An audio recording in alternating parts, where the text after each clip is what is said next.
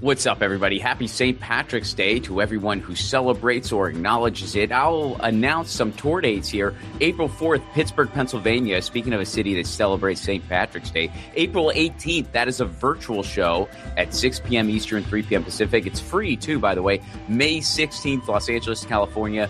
June 5th, New York City. And August, I will be at the Edinburgh Fringe Festival in Edinburgh, Scotland. Tickets and information at ronplacone.com. I'll be announcing the information for Edinburgh real soon. All of these stand-up shows coming up in the States are preview shows of my new Fringe Hour Anti-Fascist Pasta Night. I'm so excited for y'all to see it. It is a night of hard-hitting political comedy, dealing with the state of the world, and always anti-fascist. Again, tickets and all information at ronplacone.com. And, of course, Left at Wall is out now, and you can check out Left at Wall on a bunch of different platforms. I recommend Tubi, because on Tubi, it is free. All right, enjoy today's episode.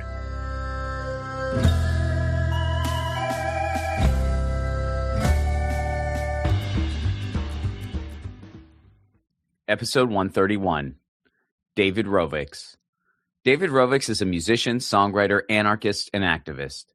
I've been listening to David for over 20 years, having first discovered his music when the Iraq War jolted me awake and I started participating in the anti-war movement in the United States. If you're not familiar with him, you're about to learn why this is the perfect episode for St. Patrick's Day. Please welcome to the show, David Rovics.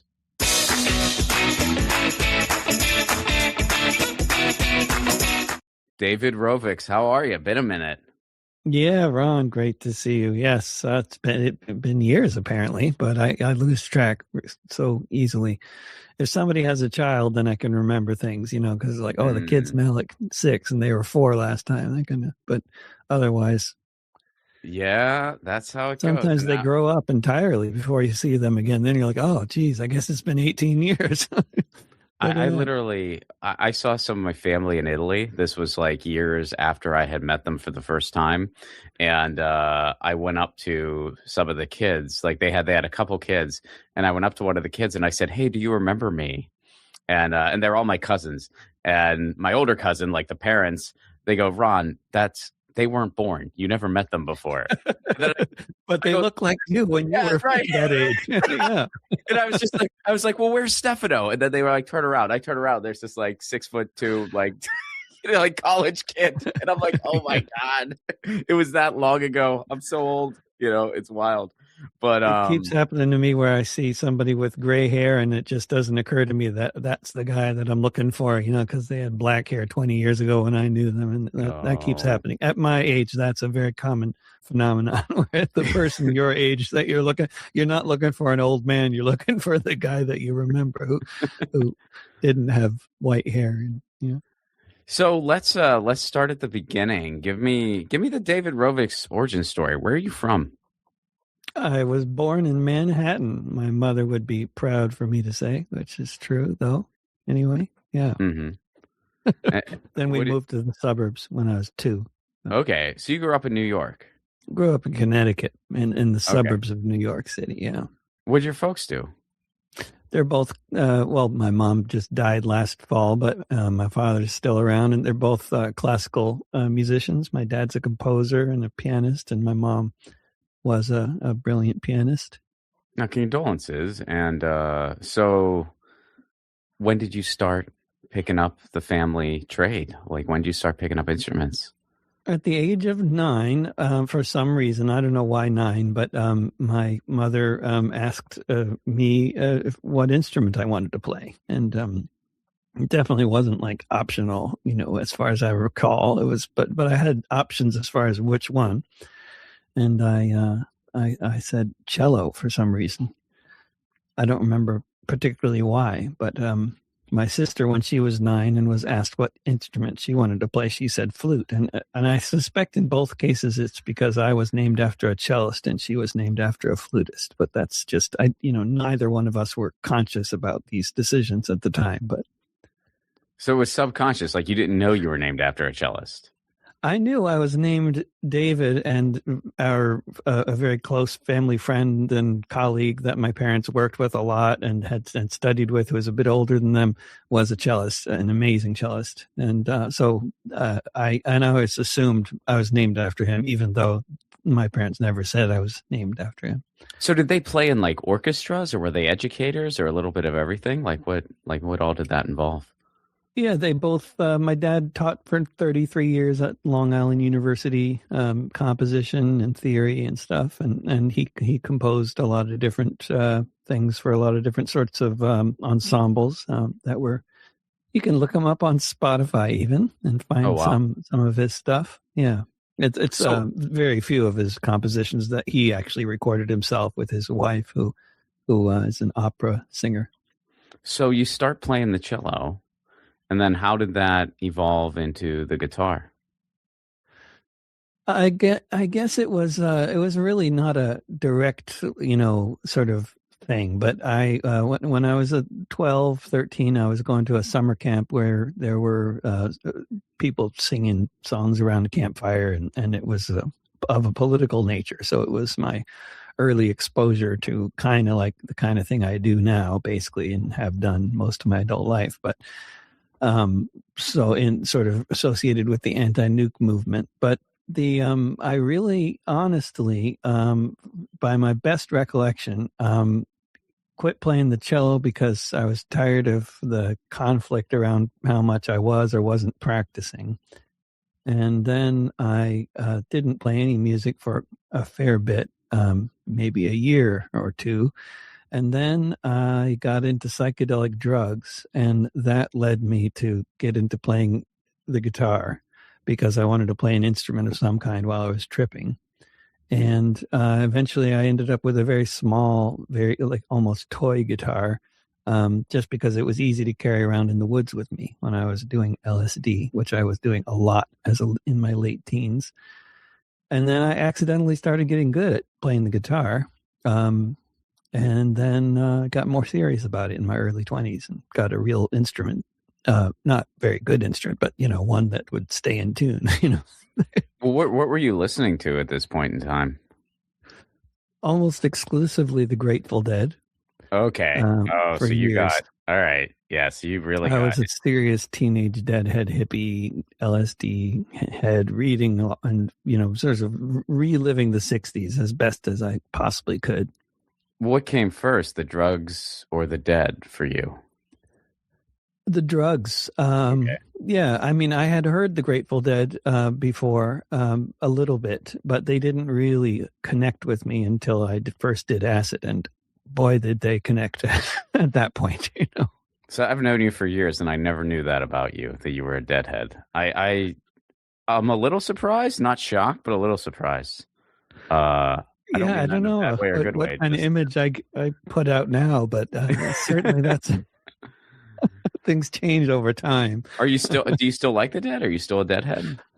Oh, I love the Dead. Yeah, absolutely. I Hmm. mean, I never listen to them hardly at all unless I'm sort of, introducing somebody to some music or long drive with somebody maybe, but I don't really listen to recorded music a whole lot, but Hmm. generally. So, but I still think they're brilliant, and they were really one of my main kind of avenues to bluegrass and to traditional trad music of all kinds was through the Dead, and which is a kind of weird that's the case given that my parents are both musicians, but that's maybe probably how it is for probably, I don't know, many thousands of people first got into bluegrass, even though I mean I was living in New England, which actually has a pretty good bluegrass tradition all over the place, but I had no idea. And, I discovered that later, but, in old time music and, what we tend to call Americana these days.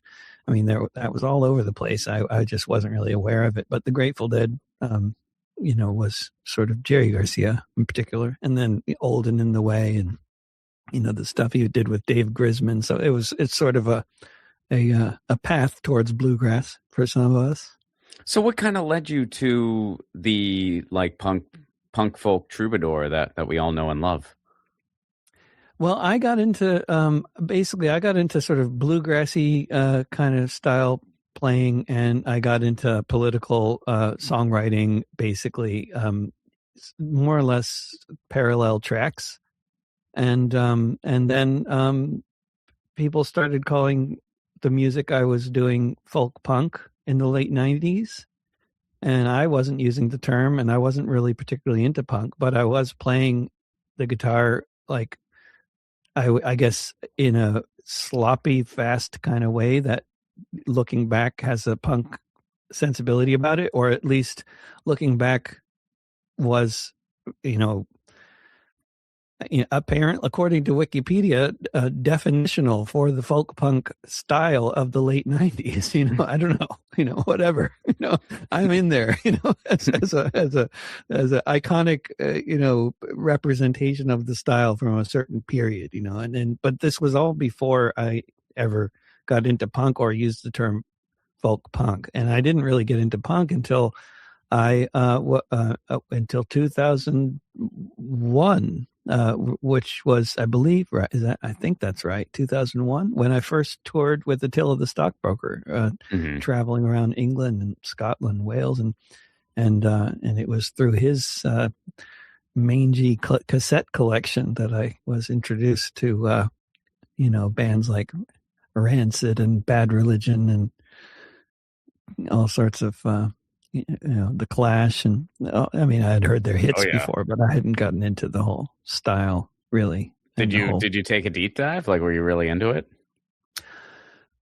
I really got into I really got into the style of music and the sensibility more than sort of getting really into punk rock bands and listening to a lot of punk. But I listened to a lot of it by accident, and by traveling with him, and then also hanging out with other folks in the sort of what you could call the singer-songwriter scene, which people associate with folk music because they're playing acoustic instruments. But like people like Alistair Hewlett and Rob Johnson, who I also toured with and hung out with a lot, they also love punk rock, but people don't think of them that way. Attila maybe has more of that reputation because he often has a band, with an electric guitarist in it, Yeah. So, I kind of went the opposite. I mean, I got really into punk when I was like 12, and then I went through a period of time where that's all I listened to, and everything else is just a forgotten memory. And then after a couple of years of that, you kind of get over that, and you just sort of embrace all types of music. But I always, always love, like a lot of the punk rock, and it's always sort of at the top of my listening habits. Some of those eras stood the test of time better than others, but yeah, like it's always just sort of in the ethers for me. Well, what did your what got you into politics? Like, what really radicalized you? I mean, I guess it was the anti-nuke movement, and really at the time when I was a kid, it was just sort of a recognition I began to have when I was 12, that the world was a really messed up place. I mean, my first sort of introduction in a real way, in terms of like, on the ground activism that I was exposed to, was the anti-nuke movement, and really, actually, I mean, well, the progressive agenda more broadly. I mean, I think the first march I was ever in was probably 1982, and Jesse Jackson was leading it. But and it was like sort of, I don't even remember what it was about. It was like the whole progressive agenda, basically. That I remember seeing signs about everything. But I mean, growing up in a prosperous 98% or so white town in Connecticut, and then sort of leaving the town to the next nearest city and seeing just really pretty desperate poverty and dejected, depressed looking people and dirt and project housing that was falling apart. I mean, it was just such a contrast to the town I grew up in, and it was so nearby. And it seemed to be, I believe, the town where most of the bus drivers lived that worked at the high school and the junior high school. So, I mean, I guess that was part of my reality since I was born, but I started noticing it when I was 12. And that's also when I started reading newspapers at the library at the junior high school, where I was. The libraries were always a nice place to hang out. I found them to be a good scene without obnoxious people. The nicer people like to hang out in the libraries. It seemed to me, I guess. I don't know. I think of those years, and I was always hanging out in libraries, but reading newspapers. I guess I was probably the only 12-year-old I knew that was reading the New York Times every day. I'm sure there were others out there, but not in my school. Were your parents political? Like, did they kind of push that too, or no? Yeah, my father was much more like in the early 70s. He got into all sorts of alternative lifestyle kind of stuff, which has all sorts of you could say political aspects to it, but I mean very political in many ways. I mean his sort of things like group therapy and dream analysis and sort of healthier emotional ways to relate to other people and raise children and that kind of thing that was really big. And I benefited so much from the 60s, which kind of happened in the 70s. I think a lot of institutions that were built by people who went through the 60s and wanted to sort of actualize some of those ideas, and like the school I went to, it started in 1970 and closed in 1980. I mean, it's perfect. A lot of things did that.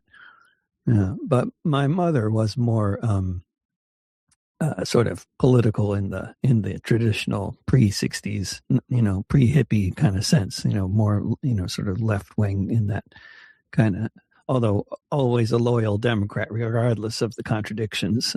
But other than, asking her who she's voting for, she really was, had a left, orientation around, things like race, class, gender, imperialism, So what does it mean to you to be an anarchist? It's,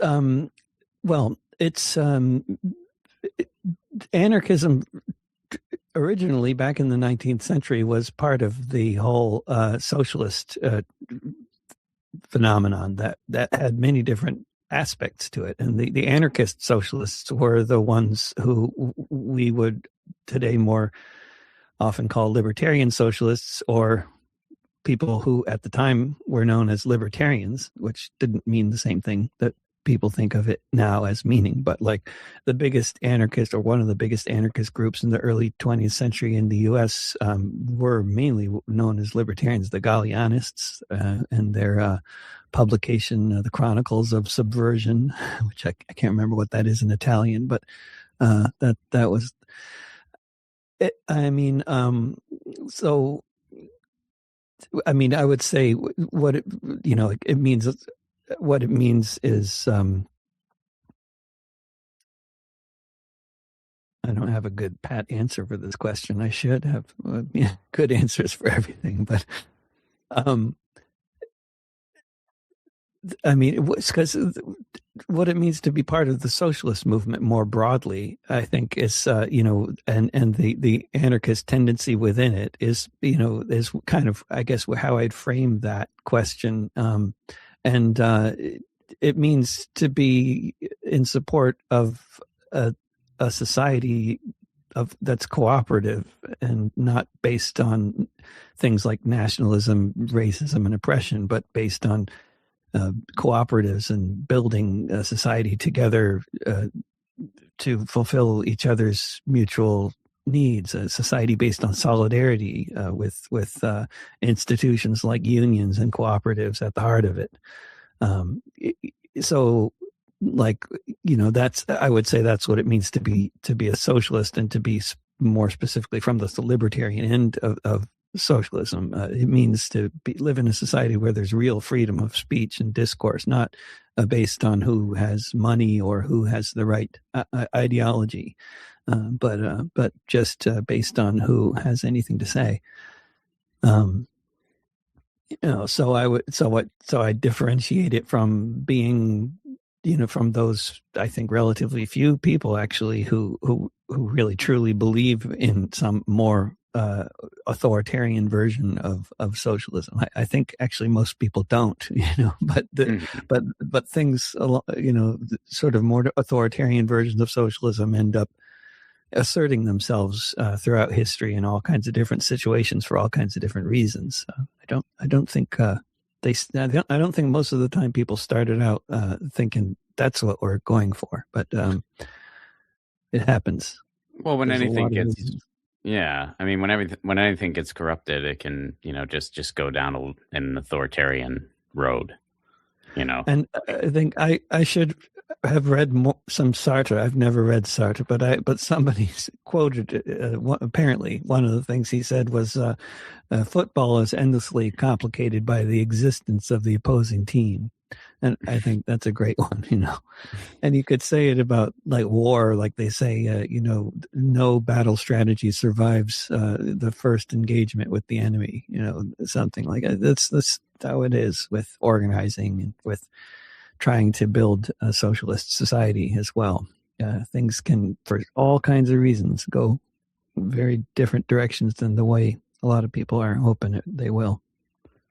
Well, how do you think, and I know this is a super loaded question, but how do you think we could start getting closer to that goal? I mean, getting to that goal entirely, I don't know if we'll see that in either of our lifetimes, but how can we at least try to get closer? I mean, it is such a massive question, and there's so much that we could say about that and how to do it. But I really think like the place that we're at in the English speaking world, particularly in the United States right now, for many years now, is like I would say it's like akin to being a baby that hasn't learned to walk yet, and so when people are talking about like we should engage in this or that strategy involving, climbing that wall and then swinging down that zip line and then jumping over that building. These are great ideas, but, if you're talking to a bunch of babies who haven't learned how to walk yet, none of the parkour and acrobatics are particularly useful, And, that's where we're at now. I mean, we literally at this point, at this stage in U.S. left-wing civilization, we cannot organize a rally anywhere in this country that people will leave feeling optimistic, hopeful, inspired, and educated, and like they've been part of community, like they're part of this community that is building. Almost 100% of the time for the past 10 years, anywhere in this country that I've been to a rally of any kind, it starts out boring and it ends with people feeling dejected and depressed, and half the crowd leaves before it's over. And,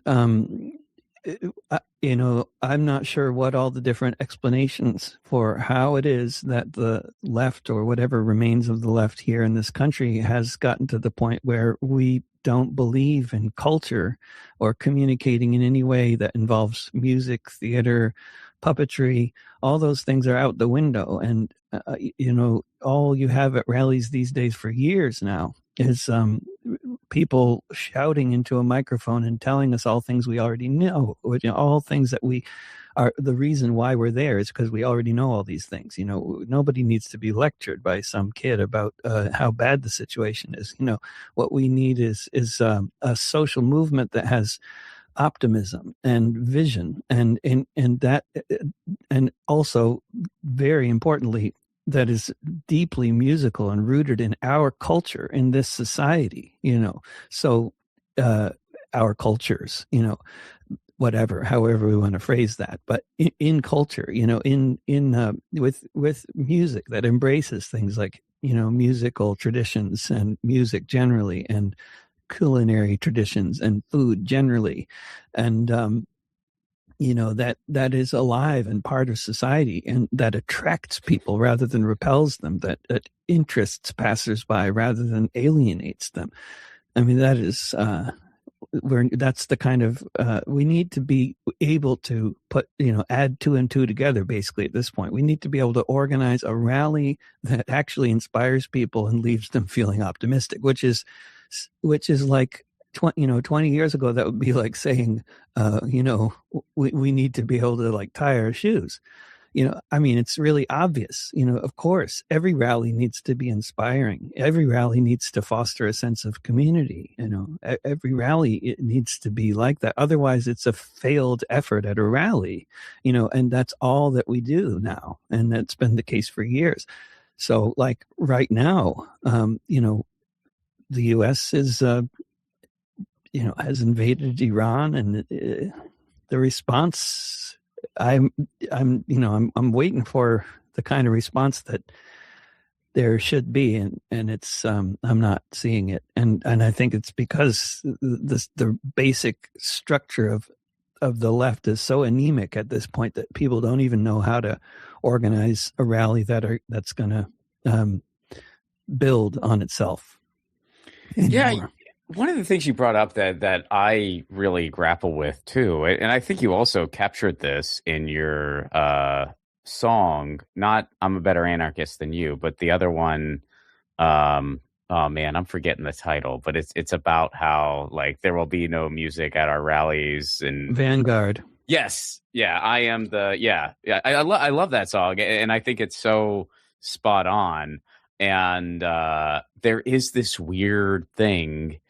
And I don't think it's all the left, but I think it's like a certain percentage, and maybe they're just a louder minority, or maybe we hear them a lot being artists ourselves, but there is this weird like, no, we don't embrace culture, we don't embrace any type of artistic expression because we are just so focused on this message, and we need to be miserable, and it's like, how are we gonna that's really a bad sell. Like, it's Yeah. like, and it's also, it's not rooted in any type of history either. Like No. it's just like, first, Emma Goldman said it a long time ago. If there's not dancing in your revolution, I'm not interested.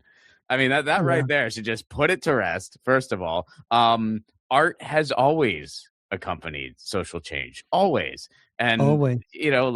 and music, film, comedy, poetry, all of it, theater. I mean, we used to have like a healthy anti-capitalist theater scene in the United States before the Great Depression. Like, that's all, and I would like to think that kind of thing is slowly coming back. But yeah, there's this weird like we don't embrace the arts, and why do you think that is? I mean, I think that there's a lot of different possible explanations, and they all may or may not be related. But certainly one of them is identity politics, and the way that it has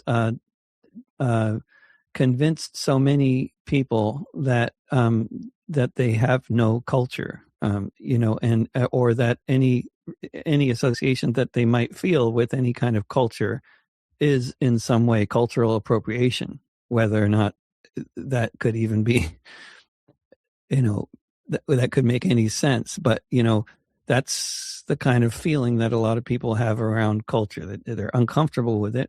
And then there's also been a development over the past 10 or 15 years in Portland, but also I've noticed in other parts of the country as well, that's also related to identity politics. And it is basically, one of the manifestations of this orientation is basically, unless you identify with some aspect of your life that can characterize you as oppressed, like, for example, being Jewish or being trans or being gay or some kind of identity that you can grab onto that can characterize yourself as oppressed. If you don't do that, then you're not going to be getting on any stages, whether as a speaker or as a performer. So basically, you have rallies now in this city and much of the country going on for years and years now that almost never have a white person on the stage. And,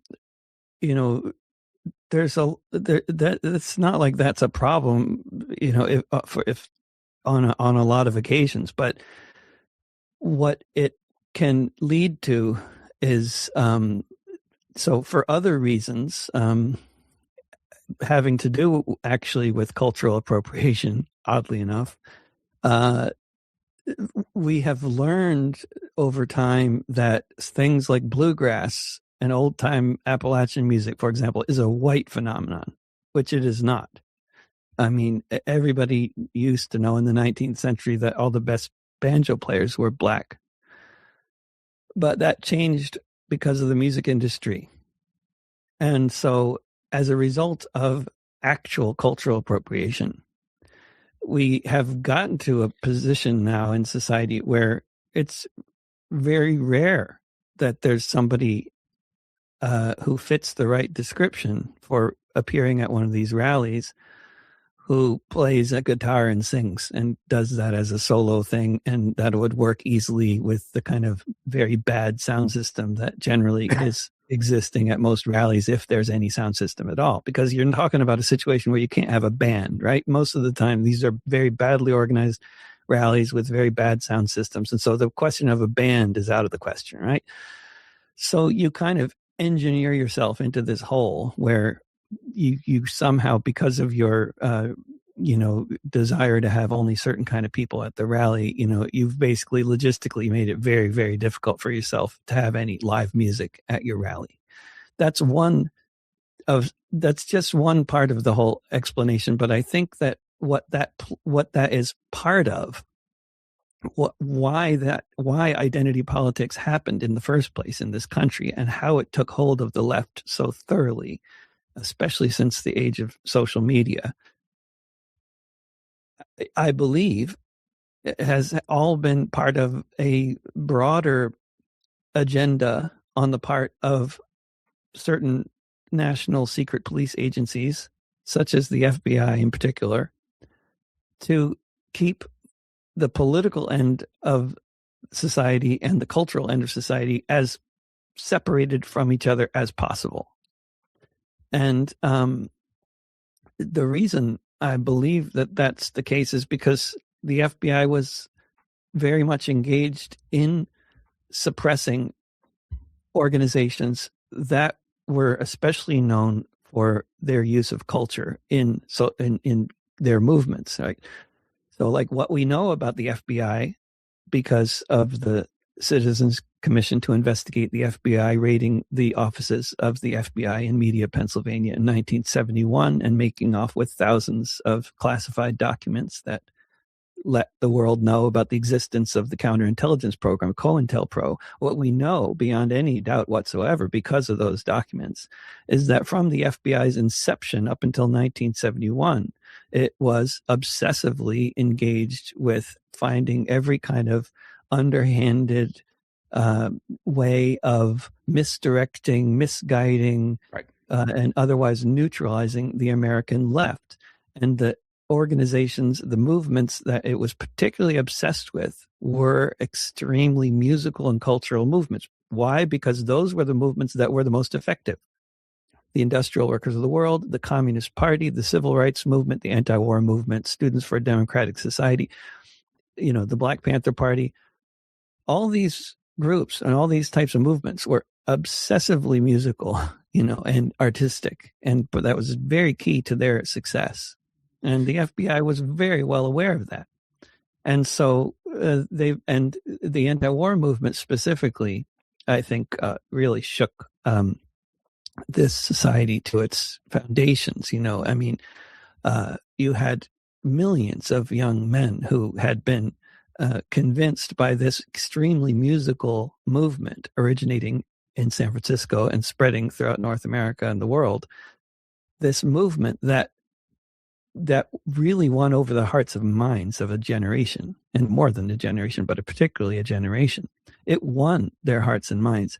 People refused to join the military. Huge numbers of people were refusing to join the military, moving to Canada and Sweden, going to prison, joining the military and then refusing to leave their bases, and so much of that, there's a lot of things that can be attributed to, but one of those things in a big way is the anti-war movement and its success in winning people's hearts and minds. And its success in that regard was largely rooted in its being such a musical, culturally based movement in the first place. Those free festivals were the model of the movement, and they worked and they spread organically like wildfire, and they scared the pants off of the establishment. And the establishment, in the form of the secret police force that we don't acknowledge as a secret police force, but which is a secret police force, the FBI, has been engaged in suppressing that kind of sentiment ever since. And because they can see how dangerous it is, because music and art is so powerful, they see that, and in ways that the left no longer does.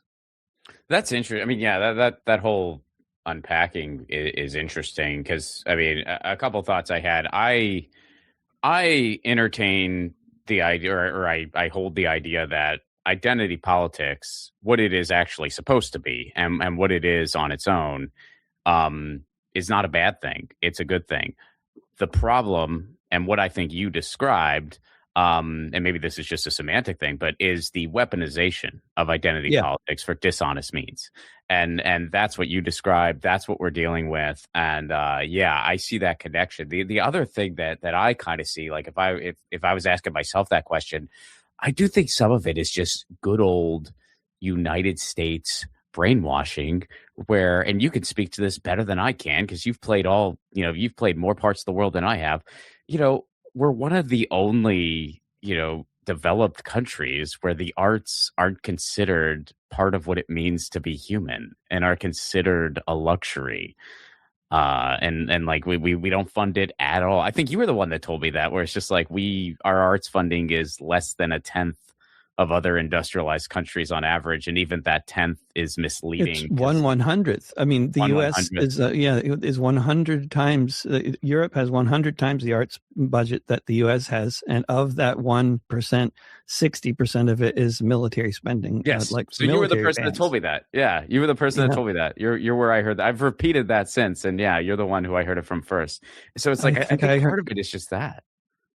I mean, I think that arts funding is really bad, but then so is generally public funding for other things that European countries fund, like healthcare and mental health, housing. There's so many ways that those societies are funding all sorts of things that we just leave up to the free market, or leave up to capitalism, or leave up to the pop stars, and everybody else is screwed, and that kind of. I mean, it used to be different. There used to be a lot more art spending in this country. And also there used to be a huge college music scene that wasn't public spending, but it functioned as that. And, that also died a while ago. But I think the way that the Puritan tradition that we have here is part of it. I mean, that's always something that is available to be weaponized by anybody trying to misdirect the left group. You can always get some kind of traction with arguments if you're talking to Americans. And you say something like that's too frivolous. You can appeal to their puritanical, the roots or associations, and you can get somewhere with that kind of argument in a way that you won't in most of the world.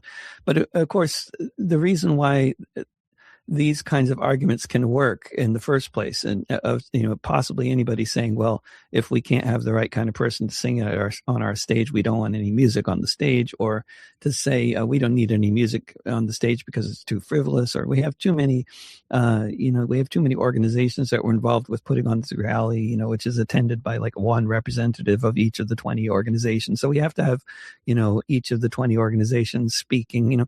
This kind of thinking only works in the U.S., and it only works in the U.S., but it works in the U.S. because we've already killed the whole association in our movement's collective memory with the power of art and music in the first place, whereas in the rest of the world, especially outside of the Anglosphere, in anywhere you go, Mexico or, Germany, anywhere in the Middle East, pretty much. I mean, Africa, Venezuela, anywhere in Latin America. I mean, pretty much most of the world. I don't want to generalize, but I think with very few exceptions outside of the Anglosphere, particularly in places like Latin America, but also lots of the rest of the world as well beyond Latin America. Much of the Middle East, people will tell you readily, music is the beating heart of the movement. Everybody feels it. They know it. It's obvious. You have a rally in most of the world, and it is still the case that most of the program is going to be live music. That's like taken as an obvious thing. That is how you do it. That used to be the case here too.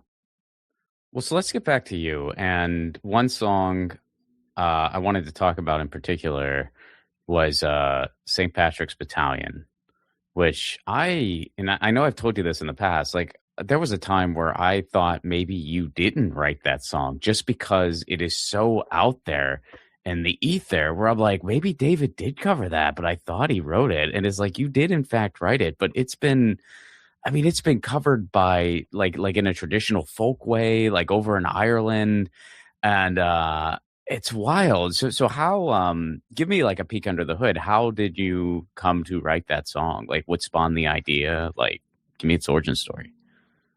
Well, it's just when I look at that song, I think there's 100 other songs I've written about historical events that, to me, are just as good, and if not better in many cases.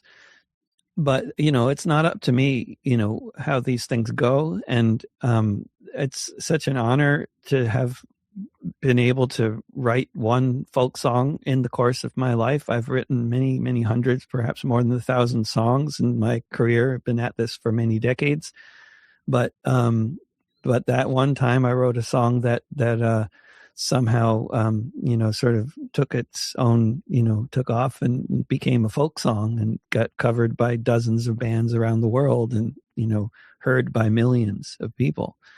And it's like the song, it's one of a handful of songs that's responsible for probably most of my attention on different streaming platforms. And I was, but yeah, it's mysterious to me how these things happen. Although I guess it's an example of the kind of thing that I often tell people when they're asking about how do you write a good song. I always say the best thing to do is just tell a story, and don't tell us what you think, and don't tell us what you feel.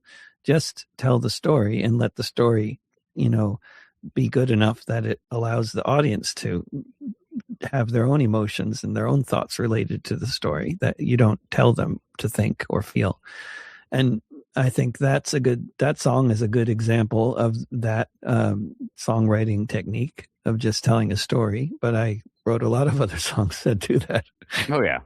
But yeah, that one, I was opening for Howard Zinn in Cambridge, Massachusetts. I lived at the time in the Boston area, as did he. And so, he was still teaching at Boston University and was very active, giving talks all over the place on a regular basis. He had already become very well known because of writing a people's history. So he was one of the various sort of intellectual celebrities that I regularly opened for at events, that when they were speaking, it would be sponsored by a left group, and the left group would be looking, as they would have thought naturally, for some musical entertainment to be part of the program. And so, they would ask me to open for him and others on a regular basis at that time. with the global justice movement and the anti-war movement of that period. That was a very common thing. So I was opening for Zinn at this church in Cambridge, and he, after I opened for him, I was listening to his wonderful talk, and in his talk, he mentioned the St. Patrick Battalion, which I don't remember reading about in any of his books, but that's where I recall first hearing about them when he talked about them. And then I thought that was a great story to write a song about. So it was one of my earlier efforts at researching on the search engine on the web, and I found websites that were dedicated to their memory, and that's and then wrote the song about them. And then it was soon after writing the song, I think, that it started getting out there in sort of ways that other songs hadn't. And I think part of that was because of my I was also touring Ireland at the time, and with the global justice movement, it was really quite something, because like if you had contact within the movement anywhere, you had contacts everywhere. It felt like I don't know. It just was like so easy to find audiences and gigs anywhere they spoke English. Even places they didn't, but especially where they did, and Ireland was certainly no exception. So I was playing all over Ireland, sort of in that scene, in the sort of global justice movement, environmental movement kind of scene. But then I was also, because of that song, getting in touch with the more sort of Irish Republican scene, which of course is a very broad thing that means a lot of things to different people, but broadly the movement for sovereignty for Ireland, which the Republican movement, which does not just mean supporters of one or another organization, but much more broadly, like sort of like saying believers in democracy or something, believers in Irish sovereignty, which could be an armed struggle, or it could be a peaceful movement, or it could just be an idea, or could be a book club, but I, after writing that song, soon after writing that song, I very vividly recall the interview that I did with the An Fóbalacht editor, the Irish, the IRA newspaper, An Fóbalacht, the Sinn Féin newspaper, because it was, and I don't remember anything about the interview. I just remember the building, because it was the most secure building I had ever been in. I don't think I'd ever been in like a U.S. embassy in some other country or a prison. I think I had never visited a prison at that point, but this was the first building I had ever been in where there was like two iron gates, like doors with a hallway in between the two doors in case somebody wanted to set off a bomb in between the two doors. They still wouldn't be able to get off through the next door. It was just incredible. And then I was going through the second door. Then I was greeted by a 6.5 foot tall Basque guy who was like doing the security at so it just seemed perfect that there was a Basque guy there. And there's a big Basque Irish connection there between the Republican movements of the Basque country in Ireland, as I discovered from that point on. But yeah, that was, it's open. I got invited I sang at a festival in Mexico for the first time in my life last year, a year ago, right around St. Patrick's Day, which after writing that song, I thought maybe someday I'll get invited to sing at a festival in Mexico. And 25 years later, it happened. Wow. And it was, Irish music and dance is hugely popular in Mexico. And if you go there in March, it's just tremendous because like everything's green and everybody's playing music, Irish music and dancing. And there's so many good dancers and so many good players, really all over the place, really good. And I was like a celebrity for having written that song, because that everybody knows about the St. Patrick Battalion, and they love St. Patrick. They love St. Patrick Battalion, the whole thing, Catholicism generally, the color green. I mean, the whole, Yeah. beer, everything about it, dancing, music, everything. No, it's an amazing. I mean, my first exposure, and I've read more about it since, but yeah, my first exposure was your song, and yeah, I mean, I just the the length of that song, like just the distance it's gone. It's just like, like I said, at one point I was just like, maybe David didn't write that. Maybe it's like, like I it's love it. incredible. Yeah. When I wrote the song, I was trying to write a song that would sound traditional, Mhm. and that's true of especially like the early 60s folk music scene, Greenwich Village. People often didn't want to take credit for having written a song, because what they really wanted people to think was that, oh, they just found this in their grandmother's attic somewhere, and Mm. it's it's an old folk song from some lost folk song, but yeah, that's what that's what they were going for, and certainly that's what I was going for, was something that should sound like it could have been sung at the time. Hmm. Have you ever had, I mean, I'm sure you've gotten tons of, letters and emails and stuff about that song, but have you ever gotten like somebody who, hey, my distant relative was one of the people? Like, have you ever gotten anything wild like that? A whole bunch like that. Yeah, Really? people. I mean, of course, there's a lot of people in Mexico who have some kind of familial connection to, because most of the survivors of the battalion escaped during the last battle, which was in a convent in Churubusco, in what is now Mexico City, and so they became Mexicans and had kids and families and everything, and so there's a lot of people who are in some way or another related to those survivors of the last battle, and then there's other people.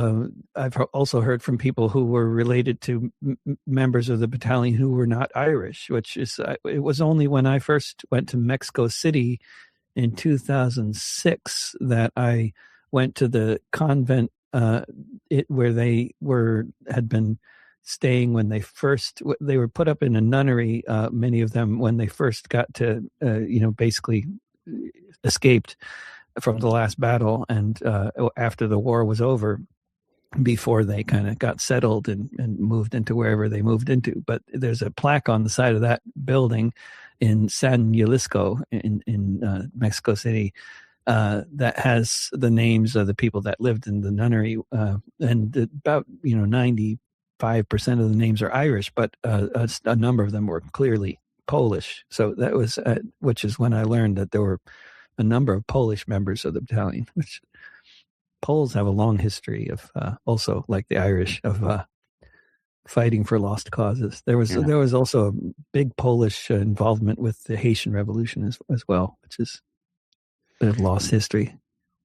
It's an amazing story. I mean, it really is. Like, and yeah, I can only imagine like some of the stuff you've been able to connect with, like as a result of that song, doing what it's done. Yeah, it's just such a, I mean, it's one of the best things about writing a song that connects with people about their history somewhere in the world, because then you just kind of are invited into their world like a member of the family, because you've written this song, and it's I feel get that imposter syndrome thing happening on a fairly regular basis. What am I doing hanging out with these cool rebels? I've never held a gun in my life. Well, where do you find your hope, if you have any? It's funny. I just saw an interview that randomly popped up on one of those social media platforms of Jesse Wells, who I think is brilliant, and of course most people listening to this are familiar with him because that's how the internet is somehow or other. He's become a very famous, and how that works. I have no idea. I'm how I get my YouTube channel deleted, and he gets 500,000 subscribers. I don't know how that works. But in this interview with him anyway, he was saying what gives him hope is the knowledge that hope is essential for anything good to happen, basically. I don't remember his phrasing, but certainly for any social movement to get off the ground and be sustained and have any possibility of growing, it has to be based on a widespread sense of optimism. I mean, I think basically you need outrage, you need optimism, and you need organization. The 3 O's. And the optimism is an essential part of that. And I think you foster optimism through music, actually. But it doesn't need to exist organically in the first place. You just need to form a movement that is very musically oriented, and you can foster the optimism that way, I think. But that's necessary. So you got to be hopeful, because without hope, there's no hope. Which is a bit of a catch-22, but it's true. So as we wrap up here, I don't want to end this on a down note, but I guess I kind of do. I do want an update here. Like, your YouTube channel was deleted, and I know you're going through the back and forth. Like, what, as of the recording of this, is the status there, and what were you told? So let's see, the 2-minute version of this saga, I guess basically with the fall of 2023, as with so many other people, I started getting all sorts of problems with getting targeted by pro-Israel troll armies, and getting targeted for all sorts of anything I wrote that could be construed as violating some rule. So I was having songs getting taken down. I was getting warnings, and then finally in January 2025, I got my YouTube channel demonetized because of my support for violent criminal organizations. And then in November 2025, I had all of my albums deleted from YouTube Music with no explanation or notification. And then in January, last January this year, I got a strike for another song that went up, a video that went up. And then after one strike, they're supposed to give you a second strike if you violate things badly enough, and then they delete your channel, as they explained with the first strike. But they went right from the first strike to deleting my channel.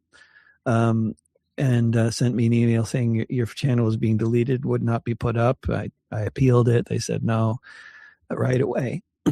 But then a month later, I heard about a guy named Guy Christensen, who has a very popular X account and is all over the place on the media and alternative media. He sued his college and won, and all sorts of interesting history with this guy. But he had his TikTok, YouTube, Instagram all deleted on the same day. And all for the same kinds of reasons as with me, for supporting the Palestinian cause. And then he engaged in a campaign to get his channel back up again, and was successful.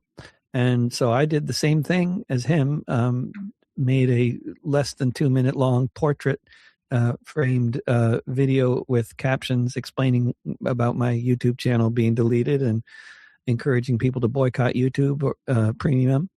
And that video got retweeted thousands of times, got 136,000 views. And then lo and behold, I got an email from YouTube like the day after that video went viral on X, and got an email from them saying they had reconsidered my case and decided after all that I had not been violating their standards, and they put the channel back up. And then they gave me another strike immediately afterwards for a song that was also up on the channel for years. And so I still can't access my YouTube channel, and all my albums are still deleted from YouTube Music. But theoretically, in a couple days, I'll once again have access to my YouTube channel until the next thing they decide that I'm violating, But if you support the Palestinian cause, you're invariably supporting violent criminal organizations, because international law insists that, you can liberate people from genocidal oppression, right? And that if that involves force of arms, then that's totally legal. But under YouTube's rules, anybody implementing international law is a supporter of a violent criminal organization, and that is no exaggeration or figurative anything. That is just literally the case. Wow. Yeah, that's it's what a journey. Well, I hope it. Yeah, I mean, I hope your catalog gets back up there. But in the meantime, where can people go to learn more about you? How can people support what you're doing? When can people learn where you're coming to a town near them?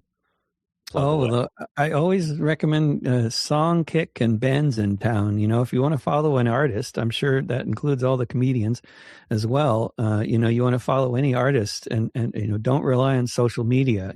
Go sign up on Songkick or Bands in Town, and then you'll get notified when they're playing somewhere near you. And I also have an email list, Substack newsletter. If people go to davidrovics.com, they can find it and get on Substack, and that's where I put out essays and podcasts and that I record with this microphone, because I saw your mic and thought, oh, that's the one I need to get. That's before I realized everybody else already had one. So,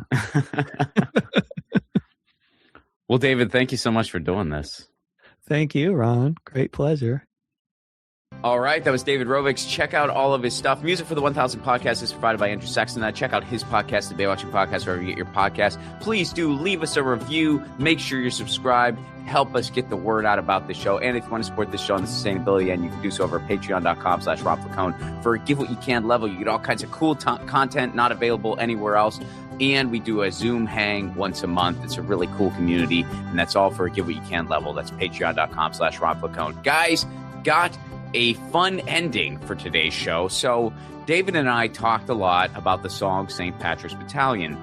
After we ended the interview, he asked me, he said, hey, are you going to include the song in the episode? And I said, well, I would never include somebody's music without their permission. Do you want me to include it? And he said, yes, I do. So via permission from David, please enjoy the song that we referenced a lot in this episode. And by the way, if you like this song, you will like David's music. Like a lot of David's music is kind of a similar theme to this song. Like he talks about things in history and does so in a very clever, folky way. And I've been a fan of his for over 2 decades. But don't take it from me. Listen to this song, and if you enjoy it, you're going to love what he does. But so this is a first for 1000. Actually, now that I'm thinking about it, this is a first. We are going to feature the original music of David Rovics. Please enjoy. By the way, if any copyright law people are out there, this is via permission. David asked for this song to be included and gave permission. Here is David Rovics with one of my favorite songs, period. One of my favorite songs, St. Patrick's Battalion.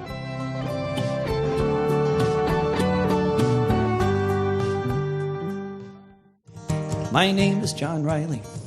I'll have your ear only a while. I left my dear home in Ireland. It was death, starvation, or exile. When I got to America, it was my duty to go. Enter the army and slog across Texas to join in the war against Mexico. It was there in the pueblos and hillsides that I saw the mistake I had made. Part of a conquering army with the morals of a bayonet blade. So in the midst of these poor dying Catholics, screaming children, the burning stench of it all, myself and 200 Irishmen decided to rise to the call. From Dublin City to San Diego, we witnessed freedom denied. So we formed the St. Patrick Battalion and we fought on the Mexican side. We formed the St. Patrick Battalion and we fought on the Mexican side. We marched beneath the green flag of St. Patrick, emblazoned with Erin Goldbra. Right with the harp and the shamrock and Libertad para la Republica. Just 50 years after Wolfe Tone, 5,000 miles away, the Yanks called us a legion of strangers, and they can talk as they may. But from Dublin City to San Diego. We witnessed freedom denied, so we formed the St. Patrick Battalion, and we fought on the Mexican side. We formed the St. Patrick Battalion, and we fought on the Mexican side.